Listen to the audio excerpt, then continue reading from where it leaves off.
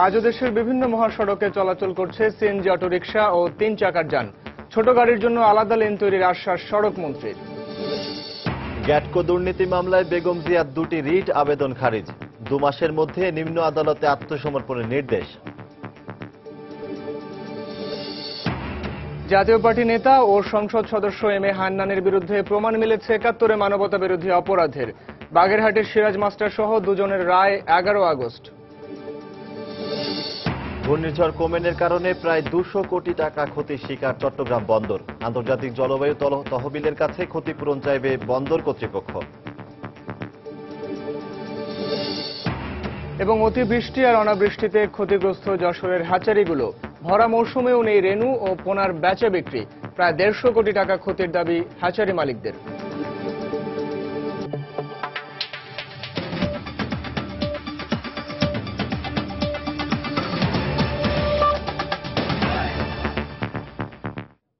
বাংলা সময়ের সঙ্গে আছি আমি সজল দাস এবং আমি সাইফুল রুদ্র।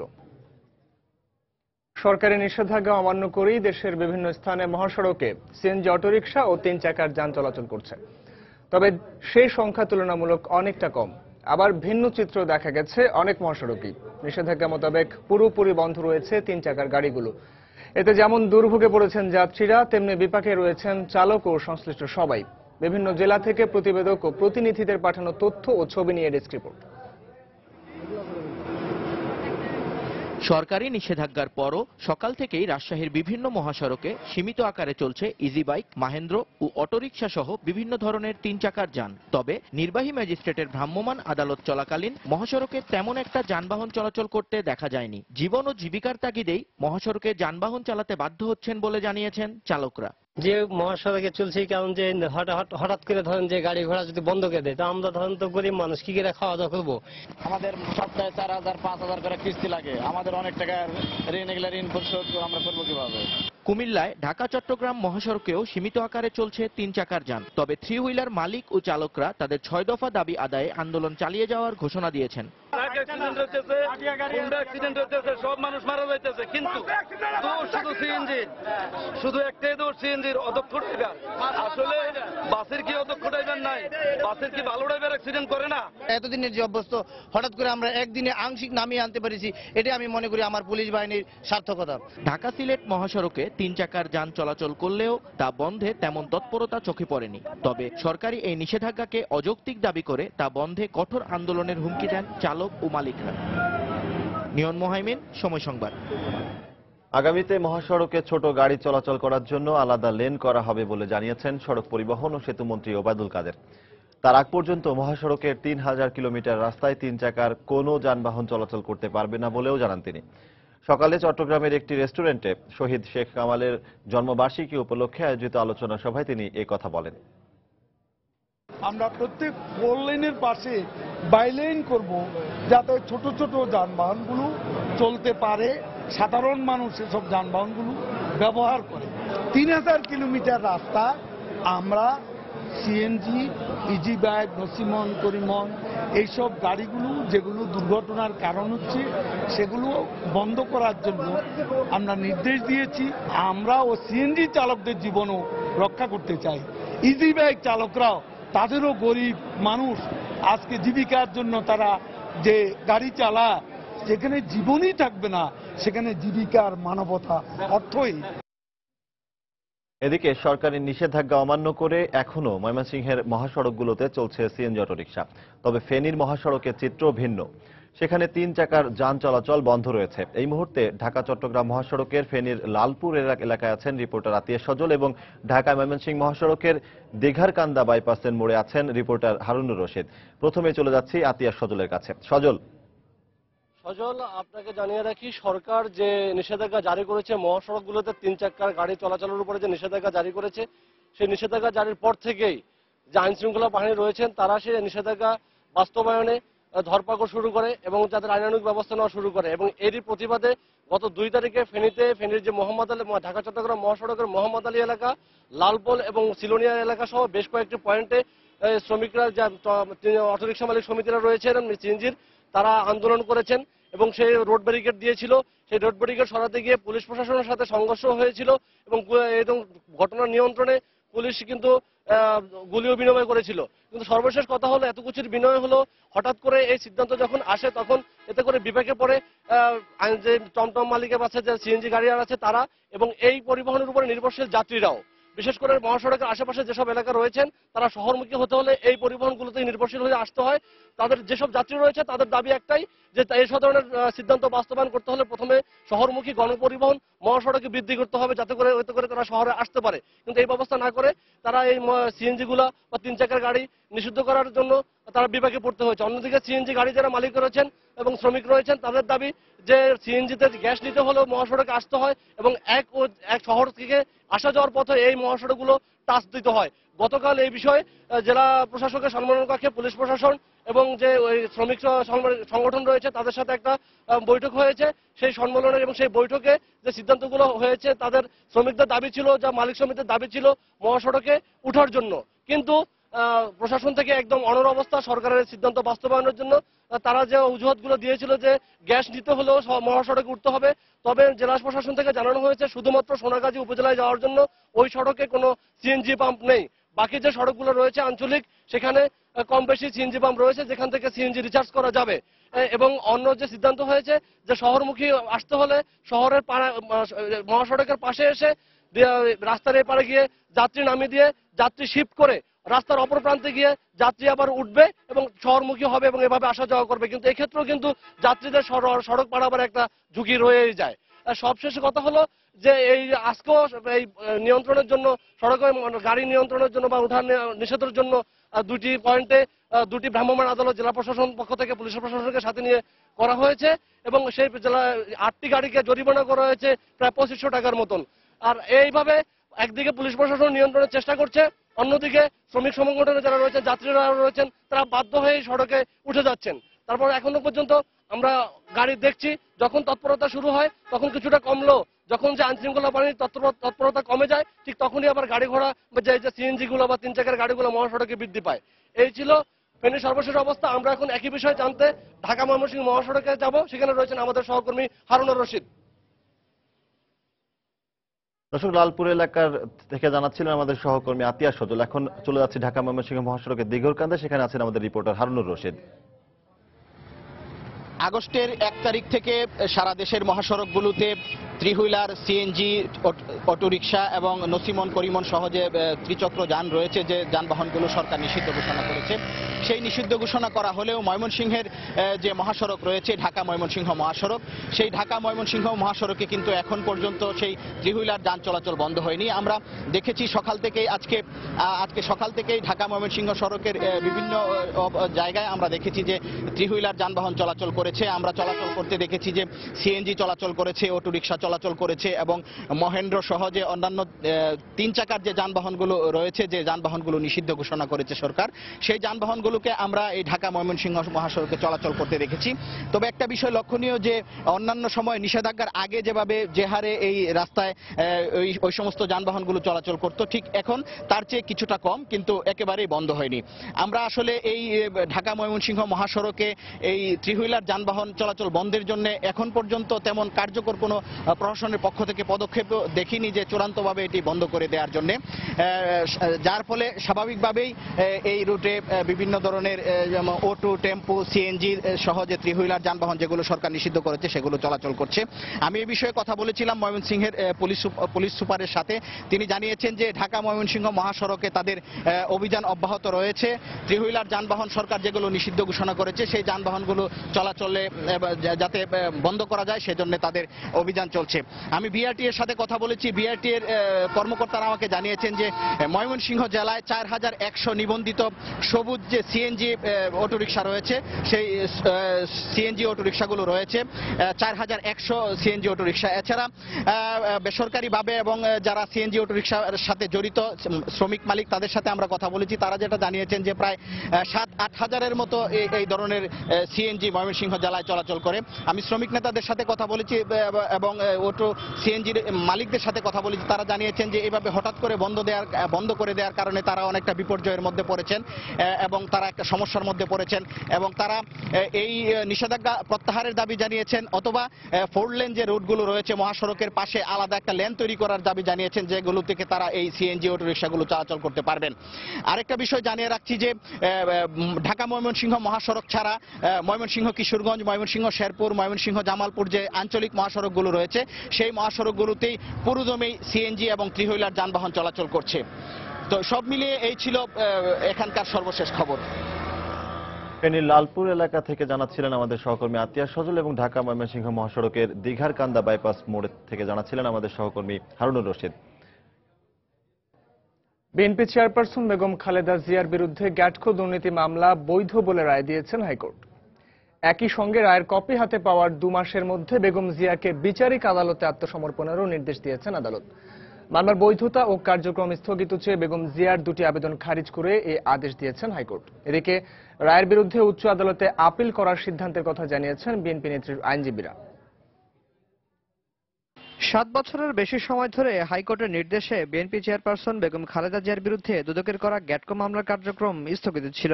যে মামলায় 2008 সালের 13 মে বেগম জিয়া সহ 24 জনকে আসামি করে ঢাকার বিশেষ জজ আদালত 3-এ অভিযোগপত্র দেওয়া হয়। এরপর থেকে উচ্চ আদালতের নির্দেশে বন্ধ হয়ে যায় মামলার কার্যক্রম।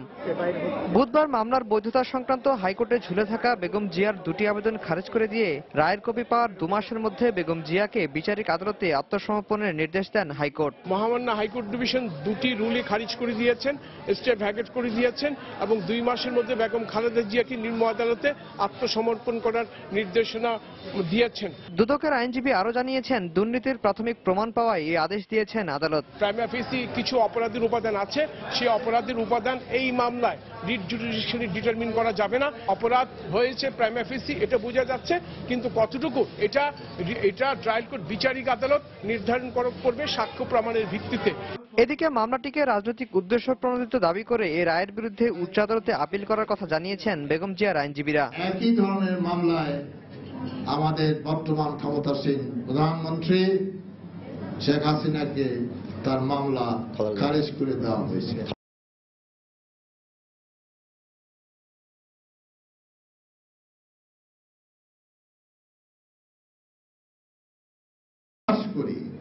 আপিল বিভাগে এটার প্রতিকার পাওয়া যাবে। ঢাকার কমলাপুর আইসিডি ও চট্টগ্রাম বন্দরের কন্টেইনার ওঠানামার কাজ ঠিকাদারি প্রতিষ্ঠান গ্যাটকোকে পাইয়ে দিতে রাষ্ট্রের 14,56,00,000 টাকারও বেশি ক্ষতির অভিযোগে বিগত সেনা সমর্থিত তত্ত্বাবধায়ক সরকারের আমলে বেগম জিয়া ও তার ছোট ছেলে আরাফাত রহমান কোকো সহ 13 জনের বিরুদ্ধে মামলাটি করে দুদক। আফজাল হোসেন, সময় সংবাদ, ঢাকা। 71 মানবতা বিরোধী অপরাধ মামলার আসামি বাগেরহাটের সিরাজ মাস্টার সহ 3 জনের বিরুদ্ধে রায়ের দিন 11 আগস্ট ধার্য করেছেন ট্রাইব্যুনাল 1। দুপুরে বিচারপতি মিনায়াতুর রহিমের নেতৃত্বে আন্তর্জাতিক অপরাধ ট্রাইব্যুনালের 3 সদস্যের বেঞ্চ রায়ের এদিন ধার্য করেন। তবে মামলা চলাকালীন সময়ে আসামি আব্দুল লতিফ তালুকদার মারা যাওয়ায় তার মামলাটি অকার্যকর ঘোষণা করেছে ট্রাইব্যুনাল। এর আগে উভয় পক্ষের যুক্তিতর্ক উপস্থাপন শেষে 23 জুন রায় ঘোষণার জন্য অপেক্ষমান রাখেন আদালত। গত বছরের 5 নভেম্বর এই 3 জনের বিরুদ্ধে 7টি অভিযোগ গঠন করা হয়।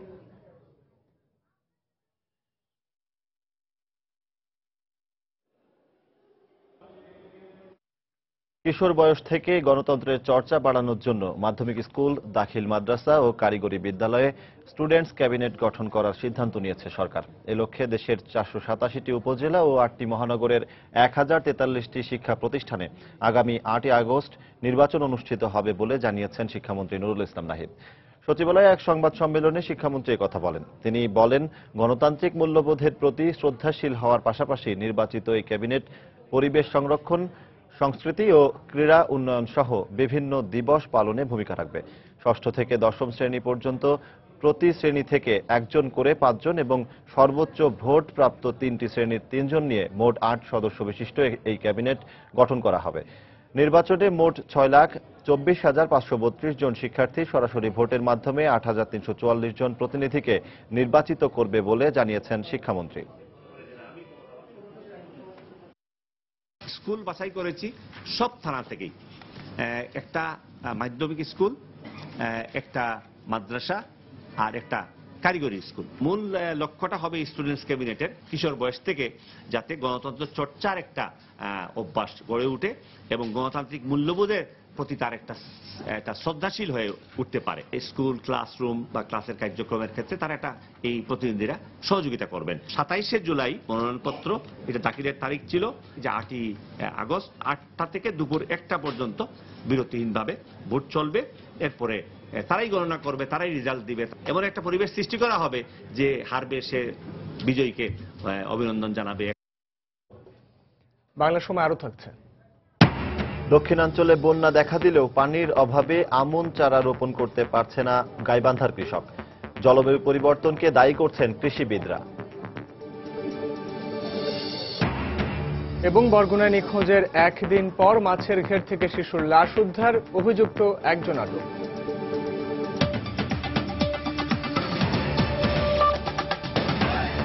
ঘূর্ণিঝড় কোমেনের কারণে অন্তত 200 কোটি টাকা ক্ষতির কথা উল্লেখ করে আন্তর্জাতিক জলবায়ু তহবিলের কাছে ক্ষতিপূরণ চাওয়ার সিদ্ধান্ত নিয়েছে চট্টগ্রাম বন্দর কর্তৃপক্ষ। মূলত জলবায়ু পরিবর্তনের কারণে অসময়ে ঘূর্ণিঝড় সৃষ্টি এবং তার প্রভাবে দুদিন বন্দরের যাবতীয় কাজ বন্ধ থাকায় এই আর্থিক ক্ষতির মুখে পড়েছে বন্দর। পাশাপাশি জলবায়ু পরিবর্তনের কারণে বাংলাদেশ যে ক্ষতির মুখে পড়ছে তা আন্তর্জাতিক পরিমণ্ডলে তুলে ধরার অভিমত দিচ্ছেন বিশেষজ্ঞরা। আরো জানাচ্ছেন কমল দে। বিশেষজ্ঞদের মতে মূলত মৌসুমী বায়ুর শুরু অর্থাৎ বছরের এপ্রিল মে মাস এবং শেষ সেপ্টেম্বর অক্টোবর মাসে দক্ষিণ বঙ্গোপসাগরে ঘূর্ণিঝড় সৃষ্টি হয়। মৌসুমী বায়ু চলাকালে বা উত্তর বঙ্গোপসাগরে ঘূর্ণিঝড় সৃষ্টি তেমন নজির নেই, কিন্তু সব নজির ভঙ্গ করেছে বৃহস্পতিবার রাতে চট্টগ্রাম নোয়াখালী উপকূল অতিক্রম করে যাওয়া ঘূর্ণিঝড় কোমেন। ঘূর্ণিঝড়গুলো উত্তর বঙ্গোপসাগরে তৈরি হয়, সেগুলো সাধারণত আরেকটু পশ্চিমে তৈরি হয়, অনেকটা আমাদের সুন্দরবনের দক্ষিণাংশে, এবং সেগুলো ভারত উপকূল অতিক্রম করে। কোমেনটি একটু ব্যতিক্রমী এই কারণে যে এটা আরেকটু পূর্ব দিকে সরে এসে অনেকটা আমাদের মেঘনা মোহনার কাছাকাছি উৎপত্তি হয়েছে, যার ফলে এটা বাংলাদেশের দিকে এসেছে। আগে এই সাইক্লোনটা প্রি মনসুন আর পোস্ট মনসুন পিরিয়ডেই হতো, আর এখন মনসুন পিরিয়ডেই হচ্ছে। তো সে কারণে এখানে জলবায়ুর যে একটা বিশাল পরিবর্তনের বিষয় এখানে আছে, এটা একেবারেই অবধারিত। যে কোনো দুর্যোগপূর্ণ আবহাওয়ায় সবচেয়ে বেশি ক্ষতির মুখে পড়তে হয় চট্টগ্রাম বন্দরকে। বিশেষ করে বৃষ্টি হলে বন্ধ হয়ে যায় বন্দরের বহির্নোঙরে পণ্য উঠানামা, আর ঘূর্ণিঝড়ের সতর্ক সংকেত 4-এর উপর উঠলে বন্ধ হয়ে যায় বন্দরের সব ধরনের কার্যক্রম। 7 নম্বর বিপদ সংকেতের কারণে বৃহস্পতি এবং শুক্রবার বন্দরের কার্যক্রম পুরো বন্ধ রাখা হয়েছিল। তাই জাতিসংঘের জলবায়ু তহবিলের লস এন্ড ড্যামেজ কমিটির কাছে ক্ষতিপূরণ চাইতে যাচ্ছে বন্দর। ক্ষতির বিষয়টি আমরা যদি আন্তর্জাতিকভাবে ফোকাস করতে পারি, তাহলে আমরা যে এই ঘূর্ণিঝড়ের ফলে যে হচ্ছে এবং এটা যে জলবায়ু পরিবর্তনের কারণে হচ্ছে, এই বিষয়টি আমরা খুব উল্লেখযোগ্যভাবে সারা বিশ্বের দৃষ্টি আকর্ষণ করতে পারবো। এদিকে বিশেষজ্ঞদের অভিমত, জলবায়ু পরিবর্তনের কারণে বাংলাদেশের ক্ষতির বিষয়টি সরকারিভাবে আন্তর্জাতিক পর্যায়ে তুলে ধরা দরকার। ইন্টারগভর্নমেন্টাল panel on climate change IPCC যারা এবং UNFCCC তারা সবাই কিন্তু এই ধরনের একটা ফান্ড রেখেছে, ক্ষতি নিরূপণের পদ্ধতিটা যেন সঠিক হয়। এইটা যদি হয় তাহলে আমাদের পক্ষে ইজিলি ওইসব জায়গায় বিট করে আমাদের ক্ষতিপূরণটা অন্তত আনতে পারবো। তবে জলবায়ু পরিবর্তনের কারণে কি ধরনের বিপর্যয় নেমে আসছে তার কোনো তথ্য নেই পরিবেশ অধিদপ্তরের কাছে। এমনকি এই ব্যাপারে কিছু জানেন না বলে জানান সংস্থাটি চট্টগ্রাম মহানগরের পরিচালক আজাদুর রহমান মল্লিক। কমল দে, সময় সংবাদ, চট্টগ্রাম। ঝালকাঠি ও নোয়াখালীতে পানি নামতে শুরু করায় স্বাভাবিক হতে শুরু করেছে বন্যা পরিস্থিতি। তবে জেলা দুটির নিম্নাঞ্চলে বন্যা পরিস্থিতি অপরিবর্তিত রয়েছে। ঝালকাঠির বিষখালী নদী তীরবর্তী কাঠালিয়া ও রাজাপুর উপজেলা থেকে পানি নামতে শুরু করেছে। এদিকে বন্যার পানি কমতে শুরু করায় বিষখালী নদীতে দেখা দিয়েছে তীব্র ভাঙন। আর গত কদিনের বৃষ্টিতে ক্ষতিগ্রস্ত হয়েছে এসব এলাকার আমনের বীজতলা। তবে নতুন করে বৈরী আবহাওয়ার কারণে দেখা দিয়েছে পামরি পোকার উপদ্রব।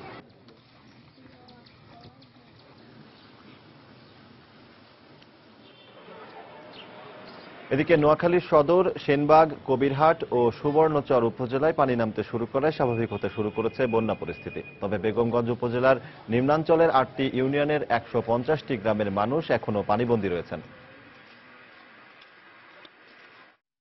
টানা ভারী বর্ষণ, উজানের নেমে আসা ঢল এবং কপোতাক্ষের অসমাপ্ত খননে বাধাপ্রাপ্ত পানি প্রবাহে বাঁধ ভেঙে প্লাবিত হয়েছে খুলনার পাইকগাছা ছাড়াও দাকব, বটিয়াঘাটা ও ডুমুরিয়া উপজেলা। এতে পানিবন্দী হয়ে পড়েছেন 1,80,000 মানুষ। ভেসে গেছে জমির ফসল, ঘেরের মাছ। নিয়ামুল হোসেন কোচির ক্যামেরায় বিস্তারিত জানাচ্ছেন তরিকুল ইসলাম। খুলনার পাইকগাছা উপজেলা কদিন আগেও যে মাঠে উকি দিচ্ছিল আমন ধানের শীষ, যে ঘেরে চাষিরা জাল ফেলে প্রতিনিয়ত মাছ ধরত, সেখানে এখন পানি আর পানি। অতিবর্ষণ ও কপোতাক্ষ নদের বাঁধ ভেঙে লোকালয়ে পানি ঢুকে যাওয়ায় উপজেলার ৬টি ইউনিয়নের ১.৫ লক্ষাধিক মানুষ পানিবন্দী হয়ে মানবতার জীবনযাপন করছে। এর মধ্যে সবচেয়ে ক্ষতিগ্রস্ত হয়েছে হরিডালি ও চাঁদখালী ইউনিয়ন। দুর্গত এলাকায় এখনো পৌঁছায়নি কোনো সরকারি ত্রাণ সামগ্রী। দেখা দিয়েছে নানান ধরনের পানিবাহিত রোগ। দুদিনের মধ্যে আমরা রান্তি খাতে পারিনি, ঘরদর সব ভেঙে গেছে, জলের পরে আমার উঠুনে এই সমান জল, ঘরদর কিচ্ছু নেই, সব ভেঙে চুরি গেছে। এখন আমার কি না বাঁচালি আমরা বাঁচবো না, আমাদের কিচ্ছু নেই। আমরা কোন রকম চেয়ারম্যান সাহেব চিড়ি দিচ্ছে, সেই চিড়ি খেয়ে বেঁচে আছি। মাছের ঘের ও ফসলি জমি পানিতে তলিয়ে যাওয়ায় দিশেহারা মাছ চাষি ও কৃষকেরা। লাখ লাখ টাকার ক্ষতি হয়ে গেছে, গাড়ি বাড়িতে কিচ্ছু নেই, ফসল সব মরে গেছে, ঘর বাড়ি সবটাই মানে তলানো। নিজে 1 লক্ষ টাকা দিন এবছর ফসলপাতি করতে গেছে, তা তো যেই মোটে রাস্তা রাস্তা ঘুরে বেড়াতে, তাহলে কি করবো। এদিকে সরকারি কোনো ত্রাণ সহায়তা না আসায় স্থানীয় এলাকাবাসী ও জনপ্রতিনিধিদের উদ্যোগে চলছে বাঁধ সংস্কার ও ত্রাণ বিতরণ কার্যক্রম। 10-12 হাজার মানুষ আজ পানিবন্দী অবস্থায় আছে এবং যে অবস্থা সে অবস্থা দেখা যায় না এবং তা না কোনোভাবে কোনো কিছু তাদের সহযোগিতার পাশে দাঁড়ানো যায়। 5 টন নাকি বরাদ্দ দিবে ওনার ওখানে, আর 1 লাখ টাকা নাকি দিবে না, এই টাকা আমাদের দরকার নেই, এটা নিয়ে আমরা নামতেও পারবো না। উপজেলা নির্বাহী কর্মকর্তা অবশ্য বলছেন সরকারি সহায়তার জন্য মন্ত্রণালয়ে চাহিদাপত্র পাঠানো হয়েছে।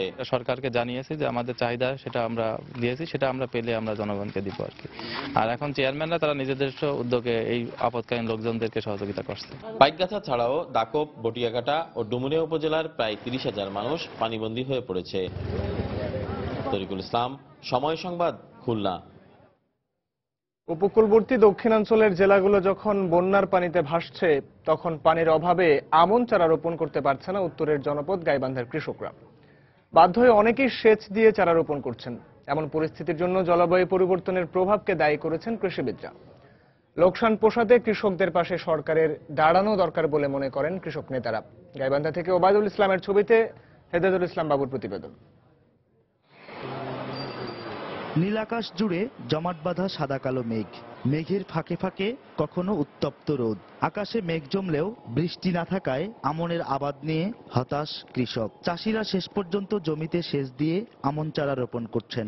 বিনা খরচের আবাদ হলেও এবার আমন চাষে অতিরিক্ত অর্থ গুনতে হচ্ছে চাষিদের। চাষাবাদ খরচ বেশি হওয়ায় বোরোর মতো এবার আমনেও লোকসানের আশঙ্কা করছেন কৃষকেরা। যে সময় পানি হওয়ার দরকার সে সময় পানি নেই, এখন যদি সালতে পানি নেই তাহলে টাকা পয়সার দরকার, এই টাকা পয়সা এখন কিভাবে কি করি। এখন ধান উৎপাদন করতে 700 টাকা যায়, বাজারে নিয়ে গেলে সেটা হলো 430 টাকা। এর মতো খরচা আপনার তো হয়, তা আমরা তো হলো কৃষক কোন পাখে বাঁচবো, বাঁচার তো কোনো পথ দেখতেছি না, আমার তো ভাই লস আর লস।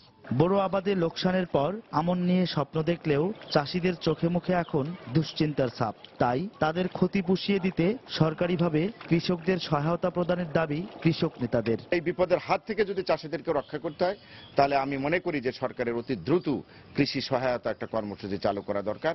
আমন ফসলের জন্য বা ভর্তুকি দেয়া এবং বিনা পয়সায় সার, কীটনাশক, বীজ এগুলি সরবরাহ করা। এদিকে সময় মতো বৃষ্টিপাত না হওয়ার জন্য জলবায়ু পরিবর্তনের প্রভাবকে দায়ী করছেন কৃষিবিদরা। যখন বৃষ্টিপাত না হবে তখন শ্যালো টিউবওয়েল বা যেগুলো চালু করা দরকার সেই শ্যালো টিউবওয়েল চালু করে তার সময় মতো আমনটা লাগানোর জন্য আমরা কৃষকদেরকে পরামর্শ দিচ্ছি।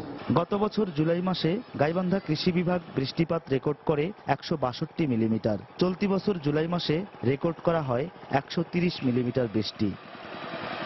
হেদায়েতুল ইসলাম বাবু, সময় সংবাদ, গাইবান্ধা। নারায়ণগঞ্জের আলোচিত 7 খুন মামলার পরবর্তী শুনানির দিন 6 সেপ্টেম্বর ধার্য করেছেন আদালত। সকালে সিনিয়র জুডিশিয়াল ম্যাজিস্ট্রেট আদালতে বিচারক চাঁদনী রূপমেদ আদেশ দেন। এর আগে কড়া নিরাপত্তার মধ্যে র্যাবের সাবেক 3 কর্মকর্তা সহ চার্জশিটভুক্ত 22 আসামিকে আদালতে হাজির করা হয়। এ সময় নিয়মিত শুনানি শেষে মামলার পরবর্তী দিন ধার্য করে তাদের কারাগারে পাঠানোর নির্দেশ দেন বিচারক। পাশাপাশি মামলার পলাতক 13 জনের মালামাল ক্রোকের নির্দেশের বিষয়ে কি পদক্ষেপ নেওয়া হয়েছে সে বিষয়ে আগামী 6 সেপ্টেম্বর প্রতিবেদন দাখিলে সংশ্লিষ্ট থানা পুলিশকে নির্দেশ দেওয়া হয়েছে। গত বছরের 27 এপ্রিল নারায়ণগঞ্জ সিটি কর্পোরেশনের প্যানেল মেয়র নজরুল ইসলাম এবং আইনজীবী চন্দন কুমার সহ 7 জনকে অপহরণের পর হত্যা করা হয়।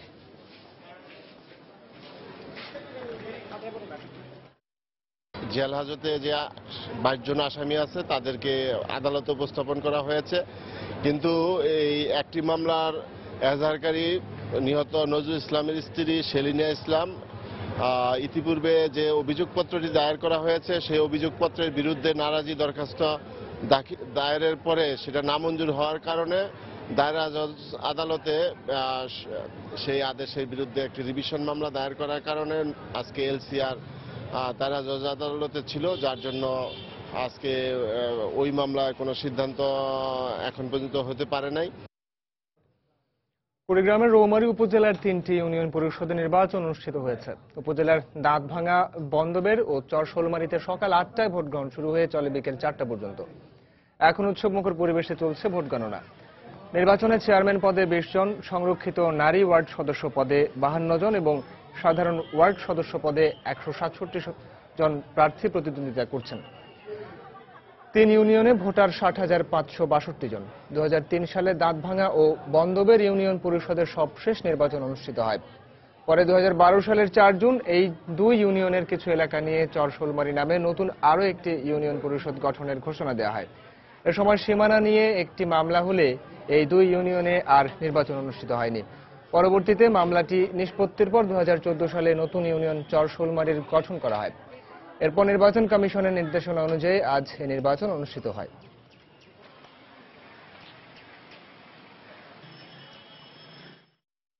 আমি প্রথম এসেছি ভোট সেন্টারে, আমার ভালোই লাগতেছে। 12 বছর পরে ভোট হইতাছে, ভোট দিতেছে, খুব খুশি লাগতেছে, আনন্দ লাগতেছে। শান্তশিষ্টভাবে ভোট এখানে দিচ্ছি, ইনশাল্লাহ আমাদের এখানে কোনো সমস্যা নেই।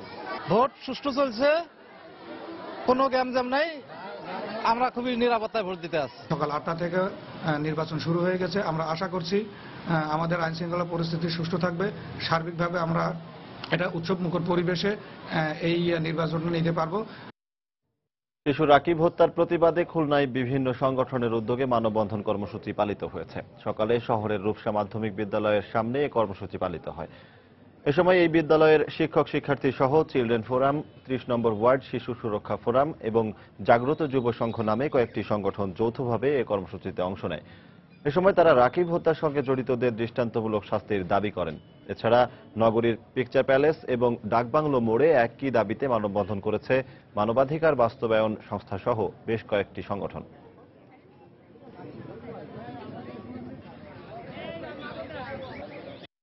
আজ তার হয়েছে, অন্যদিন আমাদের অন্য ভাইদের হতে পারে।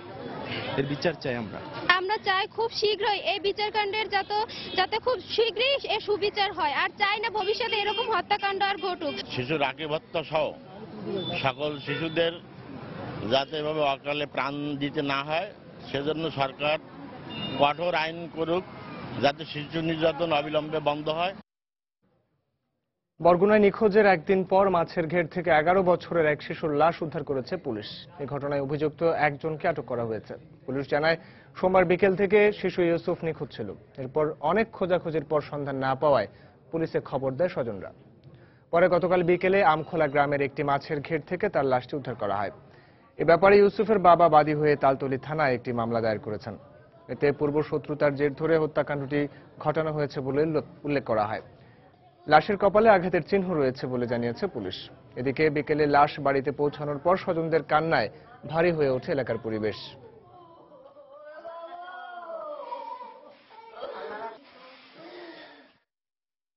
রবিউল ইসলাম নামে এক শিশু, 11 বছর বয়স, তার লাশ পেয়েছি এবং লাশ পাওয়ার পর থেকে আমরা ব্যাপারটি নিয়ে খুব অত্যন্ত সংবেদনশীলতার সাথে আমরা জিনিসটিকে দেখছি। একটি শিশু হত্যা, যে কোনো হত্যাই নিঃসন্দেহে দুঃখজনক এবং এটি অবশ্যই কষ্টদায়ক, কিন্তু শিশু হত্যা এটি আরো কষ্টদায়ক। আমরা আমাদের সর্বোচ্চ চেষ্টা চালিয়ে যাচ্ছি এই মামলাটির, এই ঘটনাটির সুষ্ঠু এবং সুন্দর সমাপ্তির জন্য।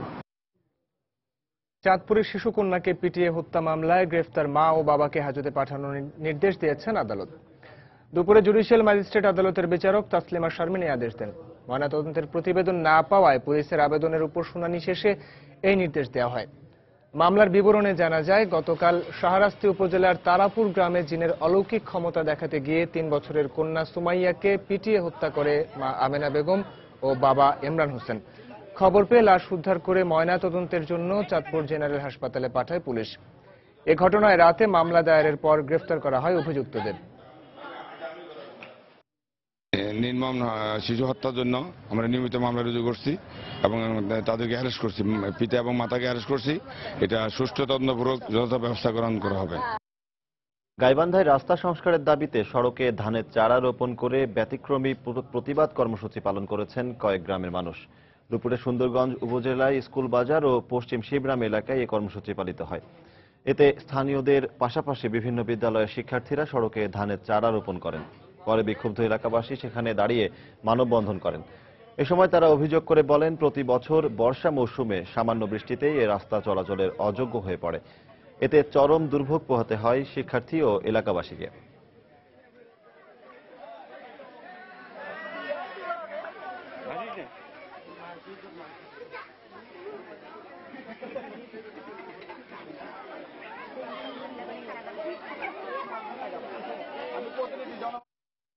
ভরা মৌসুমেও মুখে হাসি নেই দেশের রেণু ও পোনার যোগানদানকারী যশোরের চাঁচড়ার মাছ চাষি ও হ্যাচারি মালিকদের। মৌসুমের শুরুতেই তীব্র খরা আর পরবর্তীতে অতিবৃষ্টির কারণে বেচাকেনা একেবারে শূন্যের কোঠায়। এই অবস্থায় হ্যাচারি মালিকদের দাবি, এতে অন্তত 150 কোটি টাকার ক্ষতির শিকার হয়েছেন তারা। জুয়েল মৃধার তথ্য ও শেখ জালাল উদ্দিনের ছবি নিয়ে ডেস্ক রিপোর্ট। সারা দেশে মাছের যে পরিমাণ রেণুপোনা উৎপাদন হয় তার 65% উৎপাদন হয় যশোরের চাঁচড়ার হ্যাচারিগুলোতে। এসব হ্যাচারিতে বছরে উৎপাদিত 1,62,000 কেজি রেণুকে পোনা হিসেবে বড় করতে কাজ করেন কয়েক হাজার মৎস্য চাষী। তাই জানুয়ারি থেকে আগস্ট মাস পর্যন্ত ব্যস্ত সময় কাটে চাষীদের।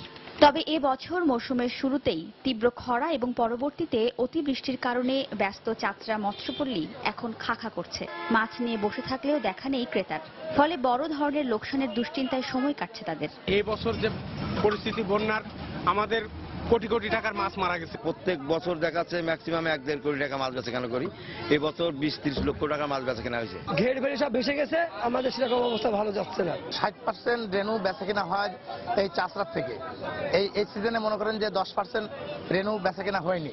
সাধারণ মাছ চাষি ও ব্যবসায়ীদের সাথে দুরবস্থায় রয়েছেন এর সাথে সংশ্লিষ্ট খেটে খাওয়া মানুষেরাও। বন্যার কারণে কোথাও থেকে খরিদ্দার আসতে পারছে না এবং আমাদের লস হচ্ছে। এই রোজারির পরে একদম আমাদের বেচাকেনা ডাউন করে দিচ্ছে। হ্যাচারি মালিকরা বলছেন ইতোমধ্যে রেণু বিক্রি কমে 4 ভাগের 1 ভাগে নেমে এসেছে। এতে চরম আর্থিক ক্ষতির শিকার হয়েছেন তারা। যেখানে 80 কেজি 100 কেজি করে রেণু যেত সপ্তাহে, সেটা এখন 30 কেজিতে চলে আসে। প্রত্যন্ত অঞ্চলে যে সমস্ত জায়গায় রেণু আমরা সরবরাহ করি সেখানে পুকুর টুকুর ভেসে ফ্ল্যাট হয়ে যাচ্ছে, যার কারণে আমরা এবছর খুবই ক্ষতির মধ্যে আছে। এই অবস্থায় হ্যাচারি মালিক সমিতির নেতারা বলছেন চলতি বছর প্রায় 150 কোটি টাকার ক্ষতির শিকার হয়েছেন তারা।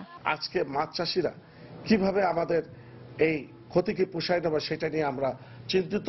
বাংলাদেশ সরকারের কাছে আকুল আবেদন করছি, এই মৎস্য সেক্টরে এবার যারা আমরা ক্ষতিগ্রস্ত হয়েছি তাদের একটি তালিকা তৈরি করে ভর্তুকির ব্যবস্থা করবেন। মৎস্য অধিদপ্তরের তথ্য মতে যশোরে হ্যাচারি রয়েছে 47টি আর নার্সারি রয়েছে 915টি, আর এর সাথে জড়িত রয়েছেন লক্ষাধিক মানুষ। সময় সংবাদ, যশোর। চট্টগ্রামে যান্ত্রিক ত্রুটির কারণে বিশ্ববিদ্যালয় থেকে ছেড়ে আসা শাটল ট্রেনের ইঞ্জিনে অগ্নিকাণ্ড হয়েছে। তবে ফায়ার সার্ভিসের 3টি ইউনিটের চেষ্টায় দ্রুতই আগুন নিয়ন্ত্রণে আসে। ফায়ার সার্ভিস কর্তৃপক্ষ জানায় দুপুর 1:30টার দিকে নগরীর 16 শহর স্টেশনে শাটল ট্রেনটির ইঞ্জিনে আগুন ধরে যায়। তাৎক্ষণিকভাবে ফায়ার সার্ভিস ও স্থানীয় লোকজন আগুন নিয়ন্ত্রণে আনে। মূলত ইঞ্জিনের তাপমাত্রা বেড়ে যাওয়ায় এই দুর্ঘটনা ঘটেছে বলে ধারণা করা হচ্ছে।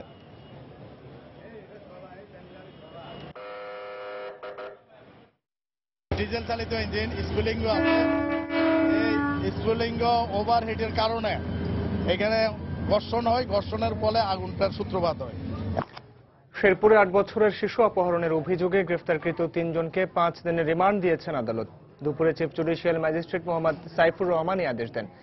পুলিশ জানায় 2 আগস্ট দুপুরে শহরের গৃন্দা নারায়ণপুর এলাকা থেকে শিশু রাহাতকে অপহরণ করা হয়। পরে মোবাইল ফোনে পরিবারের কাছে 2 লাখ টাকা মুক্তিপণ দাবি করা হয়। বিষয়টি পুলিশের জানানোর পর মোবাইল ট্র্যাকিং এর মাধ্যমে শিশুটিকে উদ্ধারে অভিযান চালানো হয়। তবে 4 দিন পেরিয়ে গেলেও রাহাতকে এখনো উদ্ধার করতে পারেনি পুলিশ। এদিকে এই ঘটনায় 3 জনের নাম উল্লেখ সহ অজ্ঞাতনামা আরও 5 জনকে আসামি করে একটি মামলা দায়ের করেন অপহৃতের বাবা। এরপরই অভিযুক্তদের গ্রেফতার করা হয়।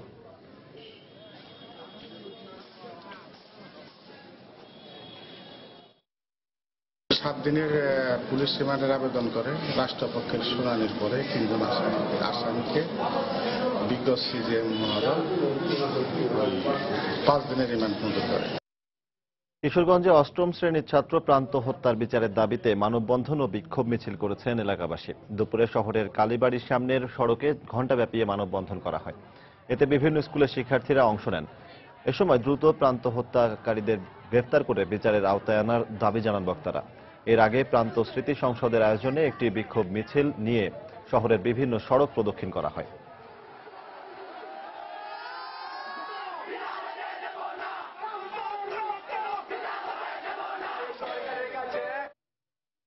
ক্যারি অন সিস্টেম পুনর্বহালের দাবিতে আজও বরিশাল ও কুমিল্লায় ক্লাস বর্জন করে মানববন্ধন করেছেন মেডিকেল কলেজের শিক্ষার্থীরা। দুপুরে বরিশাল শেরেবাংলা মেডিকেল কলেজের শিক্ষার্থীরা ক্লাস বর্জন করে ক্যাম্পাসে মানববন্ধন করেছেন। এ সময় এমবিবিএস কার্যক্রমে গত 2 শিক্ষাবর্ষে ক্যারি অন সিস্টেম বন্ধ রয়েছে বলে জানায় শিক্ষার্থীরা। এতে 1 শিক্ষাবর্ষ শেষ করতে তাদের বেশি সময় লাগছে বলেও জানায় তারা।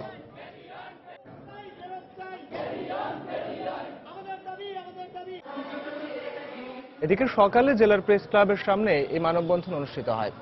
এতে Comilla medical college, Mainamati medical college, eastern medical college সহ সেন্ট্রাল মেডিকেল কলেজের শিক্ষার্থীরা অংশ নেন।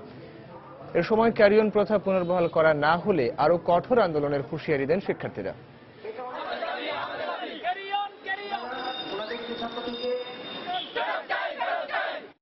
বিশ্ব মাতৃদুগ্ধ সপ্তাহ উপলক্ষে পিরোজপুরে র্যালি ও আলোচনা সভা অনুষ্ঠিত হয়েছে। সকালে জেলা সিভিল সার্জন কার্যালয় থেকে একটি র্যালি বের করা হয়। পরে র্যালি নিয়ে শহরের বিভিন্ন সড়ক প্রদক্ষিণ করা হয়। পরে অনুষ্ঠিত আলোচনা সভায় বক্তব্য রাখেন সিভিল সার্জন ও জেলা পরিবার পরিকল্পনা বিভাগের উপপরিচালক রামকৃষ্ণ দাস। সেই পরিপ্রেক্ষিতে যদি আমরা খাওয়ার অভ্যাস গড়ে তুলি তাহলে কিন্তু আমাদের পুষ্টির সমস্যা কিন্তু বলা হচ্ছে। 8ম জাতীয় বেতন কাঠামোর বৈষম্য দূর করে স্বতন্ত্র বেতন কাঠামোর দাবিতে মানববন্ধন করেছেন মাওলানা ভাসানী বিজ্ঞান ও প্রযুক্তি বিশ্ববিদ্যালয়ের শিক্ষকরা। সকালে প্রশাসনিক ভবনের সামনে বিশ্ববিদ্যালয়ের শিক্ষক সমিতি এই মানববন্ধন করে। এতে একাত্মতা ঘোষণা করে বিভিন্ন বিভাগের শিক্ষকরাও অংশ নেন। পরে মানববন্ধন শেষে সংক্ষিপ্ত সমাবেশে দ্রুত স্বতন্ত্র বেতন কাঠামো বাস্তবায়ন করা না হলে পরবর্তীতে কঠোর কর্মসূচির হুঁশিয়ারি দেন শিক্ষকরা।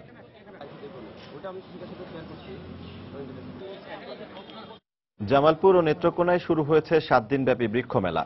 জামালপুরে বন বিভাগ ও কৃষি সম্প্রসারণ অধিদপ্তরের যৌথ উদ্যোগে এই বৃক্ষ মেলার আয়োজন করা হয়েছে। সকালে এই মেলার উদ্বোধন করেন জেলা প্রশাসক মোহাম্মদ শাহাবুদ্দিন খান। এই মেলায় অংশ নিচ্ছে 30টি স্টল।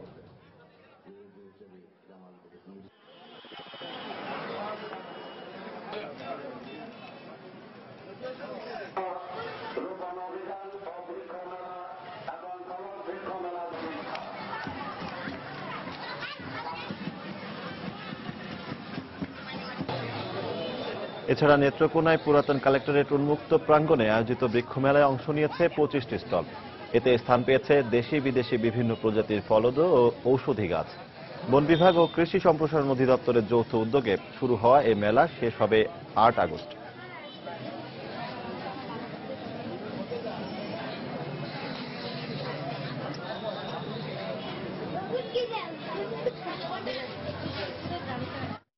নানা কর্মসূচির মধ্য দিয়ে চুয়াডাঙ্গায় পালিত হয়েছে শহীদ দিবস। দিনটি উপলক্ষে দামুড়হুদা উপজেলার জগন্নাথপুরে শহীদদের সমাধিতে ফুল দিয়ে শ্রদ্ধা জানানো হয়। এর আগে জাতীয় মুক্তিযোদ্ধা কাউন্সিল এবং জেলা মুক্তিযোদ্ধা ইউনিটের নেতৃবৃন্দ সেখানে পতাকা উত্তোলন করেন।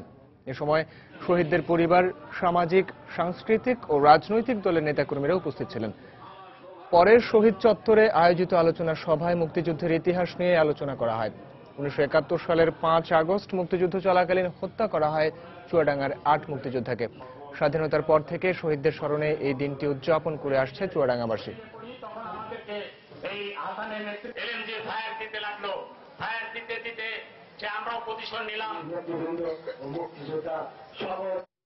বাংলা সময়ের এই পর্যায়ে শীর্ষ সংবাদ জানিয়ে দিচ্ছি আরেকবার। আজও দেশের বিভিন্ন মহাসড়কে চলাচল করছে সিএনজি অটোরিকশা ও 3 চাকার যান। ছোট গাড়ির জন্য আলাদা লেন তৈরির আশ্বাস সড়কমন্ত্রীর। গ্যাটকো দুর্নীতি মামলায় বেগম জিয়ার 2টি রিট আবেদন খারিজ। 2 মাসের মধ্যে নিম্ন আদালতে আত্মসমর্পণের নির্দেশ। জাতীয় পার্টি নেতা ও সংসদ সদস্য এম এ হান্নানের বিরুদ্ধে প্রমাণ মিলেছে ৭১-এ মানবতা বিরোধী অপরাধের বাগেরহাটের সিরাজ মাস্টার সহ দুজনের রায় ১১ আগস্ট। টানা ভারী বর্ষণ ও উজানের নেমে আসা ঢলে প্লাবিত খুলনার বিস্তীর্ণ এলাকা। ফসল ও চাষের মাছ হারিয়ে দিশেহারা মানুষ। লাখ লাখ টাকার ক্ষতি হয়ে গেছে, গাড়ি বাড়িতে কিচ্ছু নেই। এবং অতিবৃষ্টি আর অনাবৃষ্টিতে ক্ষতিগ্রস্ত যশোরের হ্যাচারিগুলো ভরা মৌসুমে নেই রেনু ও পোনার বেচা বিক্রি। প্রায় ১৫০ কোটি টাকার ক্ষতির দাবি হ্যাচারি মালিকদের। এই ছিল বাংলার সময়। যে কোনো খবর পেতে ভিজিট করুন সময়নিউজ.টিভি। এছাড়া এইমাত্র পাওয়া খবর আপনার মোবাইলে পেতে SMS করুন *SN লিখে পাঠিয়ে দিন 16242 নম্বরে। সঙ্গে থাকুন সময়।